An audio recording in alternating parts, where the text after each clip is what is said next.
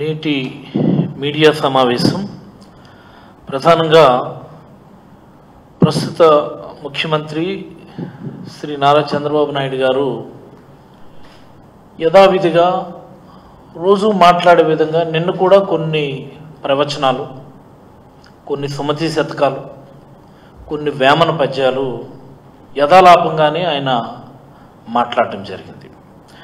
But ఒకసారి మనం గుర్తు చేసుకుంటే ఆయన ఒక మాట అన్నారు. ఆయన పాలన అనేది ఎలా ఉండకూడదో ఎమర్జెన్సీ ఒక కేస్ స్టడీ అయితే పాలకులు ఎలా ఉండకూడదో గత 5 ఏళ్ల పాలన ఒక కేస్ స్టడీ అంటూ ఓ చక్కనైనటువంటి ప్రవచనం మాట్లాడారు ఆయన. నేను అడుగుతా ఉన్నా, ఈ ఎమర్జెన్సీకి సంబంధించి చంద్రబాబు నాయుడు గారు శ్రీరంగ నీతులు చెప్పడం ఏంటి? ఎమర్జెన్సీ వచ్చి నేటికి సుమారుగా 50 సంవత్సరాలని మాట్లాడుకున్నాం మనం 1975లో. అసలు చంద్రబాబు గారి రాజకీయ కెరియర్ ఎప్పుడు మొదలైంది అనేది ఒకసారి మనం గమనించాలి. ఈ సందర్భంలో ఏ పార్టీలో మొదలైంది ఒకసారి గమనించాలి మనం. చంద్రబాబు గారు మీరు ఒకసారి గుర్తు తెచ్చుకోండి. మీరు 1975లోనే ఇండియన్ యూత్ కాంగ్రెస్లో మీరు జాయిన్ అయ్యారు. మీరు ఏ సంవత్సరం అయితే ఎమర్జెన్సీ ఇంపోజ్ చేశారో అదే సంవత్సరం మీరు అధికారికంగా ఇండియన్ నేషనల్ కాంగ్రెస్లో జాయిన్ అయ్యారు. మీరు ఈ విషయాన్ని మీరు మర్చిపోతే ఎలాగా? అండ్ మోస్ట్ ఇంపార్టెంట్లీ సంజయ్ గాంధీకి ఎమర్జెన్సీ ఇంపోజ్ చేయించినటువంటి సంజయ్ గాంధీకి ప్రధానమైనటువంటి సపోర్టర్గా మీరు ఆ రోజు ఉన్నారు. మీరు ఈ దేశంలో ఎమర్జెన్సీ ఇంపోజ్ చేయటానికి కారణమైనటువంటి వ్యక్తులకు ముఖ్య అనుచరుడుగా ఉండి ఈ రాష్ట్రంలో క్రియాశీలక రాజకీయాల్లో మీరుండి ఈ దేశంలో ఎమర్జెన్సీ విధించడానికి కారణమైనటువంటి పార్టీలోనే మీరుండి ఈరోజు ఎమర్జెన్సీకి వ్యతిరేకంగా మీరు మాట్లాడడం చాలా హాస్యాస్పదం. ఇది చరిత్ర. ఇది మీరు మర్చిపోవచ్చేమో కానీ ఈ రాష్ట్రంలో ఉన్నటువంటి ప్రజలు ఎవరు కూడా మర్చిపోరు. మీ రాజకీయ ప్రస్థానం ఎలా మొదలైంది అనేది మనం ఒకసారి గమనిస్తే. అండ్ మోస్ట్ ఇంపార్టెంట్లీ 2019 ఎన్నికల తర్వాత చూస్తే మీరు అవుట్ అండ్ అవుట్ 2019 ఎన్నికలకు ముందు అవుట్ అండ్ అవుట్ కాంగ్రెస్ పార్టీతో అలయన్స్లో ఉన్నారు కదా. తెలంగాణ ఎన్నికల్లో కలిసే వెళ్ళారు కదా. ఏం రైట్ ఆర్ నాట్? రాహుల్ గాంధీని తీసుకొచ్చి హైదరాబాద్లో పెద్ద మీటింగ్ కూడా పెట్టించారు కదా. కాంగ్రెస్తో తెరచాటు రాజకీయం, కాంగ్రెస్తో రాజకీయ వ్యభిచారం చేసినటువంటి మీరు ఈరోజు కాంగ్రెస్ పార్టీని విమర్శిస్తూ ఎమర్జెన్సీ ఇంపోజ్ చేయడానికి ముందు కాంగ్రెస్లో జాయిన్ అయ్యి కాంగ్రెస్ సపోర్టర్గా ఉండి అదే కాంగ్రెస్ పార్టీలో మీరు సినిమాటోగ్రఫీ మంత్రిగా ఉండి ఎన్టీ రామారావు గారితో పరిచయం చేసుకొని తదనంతరం ఎన్టీ రామారావు గారి కుమార్తెని మీరు వివాహం ఆడడం ఈ రాష్ట్ర ప్రజలు ఎవరు కూడా మర్చిపోరు అసలు. అలాంటి మీరు ఈరోజు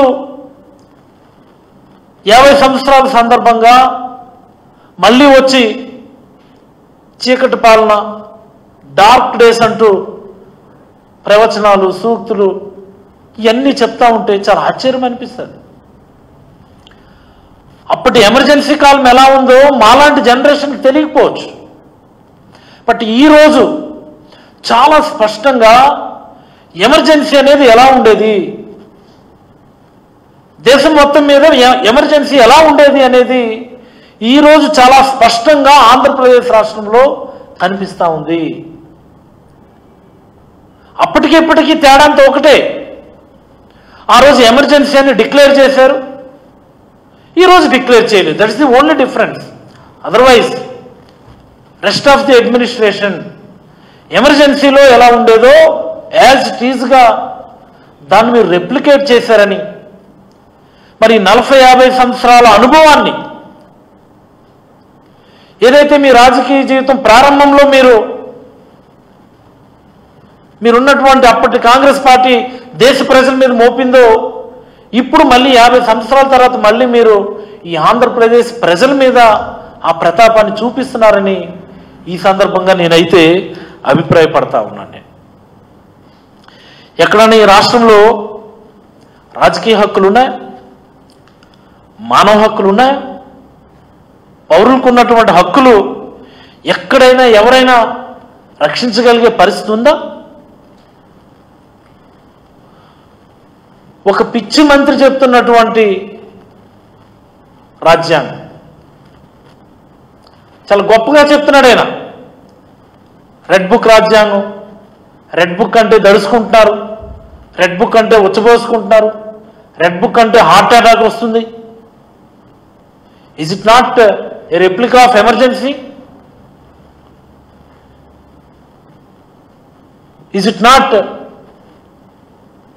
ఎనదర్ మోడ్ ఆఫ్ ఎమర్జెన్సీ? ఇది కాదా ఎమర్జెన్సీ అంటే? అప్రకటిత ఎమర్జెన్సీ కాదా?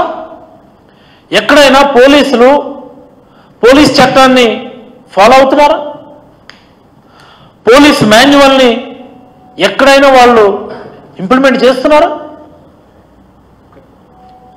రాష్ట్ర వ్యాప్తంగా ఎక్కడ పడితే అక్కడ తప్పుడు కేసులు పెడతా ఉన్నారు. ఆ తప్పుడు కేసులు స్ట్రెంగ్థెన్ చేయడానికి తప్పుడు సాక్ష్యాలని సృష్టిస్తూ ఉన్నారు. ఎంత దారుణం అంటే, బేసిక్ అరెస్ట్ చేసిన 24 గంటల్లో కోర్టులో హాజరుపరచాలన్నటువంటి కనీస నిబంధన ఇప్పటి వరకు మీరు పెట్టినటువంటి ఈ వేలాది కేసుల్లో ఈ 1 ఇయర్లో మీరు ఎక్కడన్నా దాన్ని ఫాలో అవుతున్నారా? కనీసం 24 గంటల్లో కోర్టులో హాజరుపరచాలన్నటువంటి కనీస నిబంధనని ఎక్కడన్నా మీరు ఫాలో అవుతున్నారా? చిన్న చిన్న విషయాలకి కూడా థర్డ్ డిగ్రీ మీరు ప్రయోగిస్తూ ఉన్నారు. చిత్రహింసలు, కోర్టు ఎంత దారుణమైన విషయం. ఎందుకు ఇది ఎమర్జెన్సీ కాలం? ఎందుకు ఇది చీకటి కాలం? ఈ ఆంధ్రప్రదేశ్లో ఈ 5 ఏళ్ళు ఎందుకు చీకటి కాలం, చీకటి అధ్యాయం అని మాట్లాడుతూ ఉన్నామంటే, కోర్టు సీసీ ఫుటేజ్ అడిగితే, సాక్షాత్తు హైకోర్టు సీసీ ఫుటేజ్ అడిగితే ఎక్కడన్నా మీరు కోర్టులకు సబ్మిట్ చేశారా? పక్కదో పట్టించలేదా? ఎక్కడుంది కాన్స్టిట్యూషనాలిటీ? ఇక్కడ ఎక్కడుంది లీగాలిటీ ఈ రాష్ట్రంలో? దీన్నే ఎమర్జెన్సీ అంటారని నేనైతే చాలా బలంగా అభిప్రాయపడతా ఉన్నాను. పౌరులకు ఉన్నటువంటి ప్రాథమిక హక్కులు ఎవరైనా ప్రశ్నిస్తే చాలు తిరిగి వాళ్ళ మీద కేసులు పెట్టడం, రాజకీయ పార్టీలు ప్రశ్నిస్తే చాలు వాళ్ళ మీద కేసులు పెట్టడం, ఎవరైనా సరే గొంతు తెరిచి మాట్లాడితే చాలు తప్పుడు కేసు పెట్టి వెంటనే థర్డ్ డిగ్రీ ప్రయోగించడం. సాక్షాత్తు ముఖ్యమంత్రి స్థాయి వ్యక్తి అబద్ధాలు ఆడుతూ తను చెప్పినటువంటి సూపర్ 6 హామీల్లో ఏ ఒక్క హామీని పూర్తి స్థాయిలో అమలు పరచలేక మీడియాలో మాట్లాడుతూ సూపర్ 6 అమలు చేసేసాం మేమని చెప్తూ, కాదని ఎవరైనా అంటే వాళ్ళ నాలుక మందం, ఎలా మీరు ప్రశ్నిస్తారు అని మాట్లాడుతూ ఉన్నారు. అంటే ఏ స్థాయికి అణచివేత కార్యక్రమం వెళ్ళిపోయింది అనేది ఒకసారి గమనించాలని నేనైతే ప్రజలందరినీ కోరుతా ఉన్నాను. మరి ఇలాంటి అప్రకటిత ఎమర్జెన్సీని ఈ రాష్ట్రంలో ఇంప్లిమెంట్ చేస్తున్నది ఎవరు? చంద్రబాబు గారు కాదా? చంద్రబాబు గారు కాదా అని నేను అడుగుతా ఉన్నాను. మరి అలాంటి చంద్రబాబు గారు అధికారమేమో ఆయన పిల్లరాజు చేతుల్లో పెట్టాడు. పూర్తిగా పిల్లరాజు చేతుల్లో పూర్తిగా అధికారం పెట్టి ఏది నచ్చితే చేయమని చెప్పి అధికారాలు ఇచ్చున్నారు. అలాంటి వ్యక్తులు ఈరోజు ఎమర్జెన్సీ గురించి మాట్లాడుతూ ఉంటే చాలా ఆశ్చర్యం అనిపిస్తూ ఉంటుంది. అసలు ఇలాంటి సందర్భంలో కూడా ఇంకో మాట మాట్లాడారండి చంద్రబాబు నాయుడు గారు. ఆ భూతాన్ని మళ్ళీ రానివ్వం, ఆ భూతాన్ని మళ్ళీ రానివ్వం. మళ్ళీ అలాంటి పరిస్థితులు ఈ రాష్ట్రంలో పునరావృతం కానివ్వమని ఆయన మాట్లాడుతూ ఉన్నారు. ఎవరండి భూతం? నాకు అర్థం కాదు. ఎవరు భూతం? ఈ రాష్ట్రంలో అత్యంత దయనీయమైనటువంటి పరిస్థితులు ఈరోజు ఉన్నాయా, లేకపోతే జగన్మోహన్ రెడ్డి గారి హయాంలో ఉన్నాయా? మోస్ట్ ఇంపార్టెంట్లీ ఈ మాట చంద్రబాబు గారు అన్నది పారిశ్రామికవేత్తల సమావేశం, ఫిక్కీ సమావేశంలో ఆయన మాట్లాడుతూ ఆ భూతాన్ని తిరిగి రానివ్వమని చెప్పి మాట్లాడుతూ ఉన్నారు ఆయన. అయ్యా చంద్రబాబు గారు, పారిశ్రామికవేత్తల్ని భయపెడుతున్నదేమో, పారిశ్రామికవేత్తల్ని భయాందోళనకి గురి చేస్తున్నదేమో.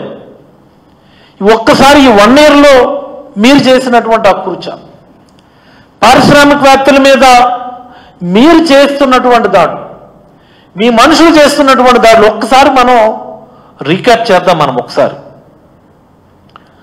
ఆ జమ్మలమడుగు ఏరియాలో దేశంలోనే పేరుగాంచినటువంటి పారిశ్రామికవేత్త అదానీ గ్రూప్ వాళ్ళది పంప్డ్ స్టోరేజ్కి సంబంధించినటువంటి ఆఫీస్ మీద ఎవరు దాడులు చేశారు? ఎవరు దాడులు చేశారు? ఎంత దారుణమైనటువంటి విషయం అంటే, ఒక పారిశ్రామికవేత్త హైకోర్టుకు వెళ్ళి నాకు రక్షణ కల్పించండి అన్నటువంటి స్థితికి ఈ రాష్ట్రాన్ని తీసుకొచ్చారు అంటే చంద్రబాబు నాయుడు గారికి ఇది కనబడదు. చంద్రబాబు నాయుడు గారు దీని గురించి మాట్లాడరు. మళ్ళీ ఇదే చంద్రబాబు నాయుడు గారు పారిశ్రామికవేత్తల దగ్గరికి వెళ్ళి అరాచక పాలన మళ్ళీ నేను రానివ్వను అంటారు. ఇంతకంటే అరాచక పాలన ఇంకోటి ఉంటుందా? ఇంతకంటే దౌర్భాగ్యం ఇంకోటి ఉంటుందా? JSW జిందాల్ స్టీల్స్ నవీన్ జిందాల్ని ఎవరు భయపెట్టారు? కడపలో స్టీల్ ప్లాంట్ కడతానని వచ్చినటువంటి వ్యక్తిని అక్రమ కేసులు కట్టి భయపెట్టి నిందితుడిగా చూపించి ఈ రాష్ట్రం నుంచి తరిమేసింది ఎవరు? చంద్రబాబు గారు కాదా? ఎవరు భూతం? ఏం మాట్లాడుతున్నారు మీరు? ఎక్కడికి వెళ్ళి మాట్లాడుతున్నారు మీరు? మరి అలాగే తాడిపత్రిలో అల్ట్రాటెక్ సిమెంట్ పరిశ్రమ మీద బీజేపీ ఎమ్మెల్యే ఆదినారాయణ రెడ్డి గారు ఏ రకంగా దాడులు చేస్తున్నారు, వాళ్ళ అనుచరులు ఏ రకంగా కంపెనీ యాజమాన్యాన్ని భయపెడుతున్నారు మన అందరం కూడా చూస్తూనే ఉన్నాం. పల్నాడు జిల్లాలో 2 సిమెంట్ ఫ్యాక్టరీలు, చెట్టినాడు సిమెంట్ ఫ్యాక్టరీ, భవ్య సిమెంట్, ఇద్దరు కూడా వాళ్ళ సిమెంట్ ఫ్యాక్టరీలకి తాళాలు వేస్తారు. మేం పడలేము వీళ్ళతో, మాకు అవ్వదు, ఈ దౌర్జన్యాలు,